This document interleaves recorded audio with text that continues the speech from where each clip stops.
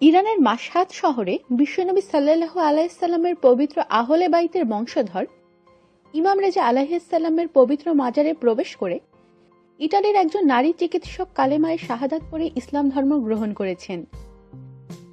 রোকসানা ইলিনা নেগ্রা নামের ৩৮ বছর বয়স্ক এই নারী ইটালির রাজধানী রোমের অধিবাসী এবং তিনি মনোরোগ বিষয়ে একজন বিশেষজ্ঞ।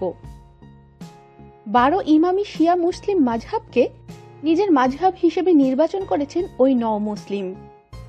ইসলাম ধর্ম গ্রহণ প্রসঙ্গে রোকসানা বলেছেন, মনোবিজ্ঞান বিষয়ে ব্যাপক গবেষণা এবং নবী রাসূলদের জীবনী ও তাদের প্রচারিত আসমানি ধর্ম গ্রন্থগুলো পড়ে নানা ধর্ম ও বিশেষ করে ইসলাম ধর্ম সম্পর্কে জানতে পারেন, আর এভাবেই ইসলাম ধর্মের সত্যতার বিষয়টি তিনি বুঝতে সক্ষম হন। তিনি বলেছেন, নামাজ পড়া শিখে তার এই ধারণা হয়েছে যে নামাজ মহান আল্লাহর নির্দেশিত এমন একটি অনুশীলন যা মানুষকে এনে দেয় প্রশান্তি।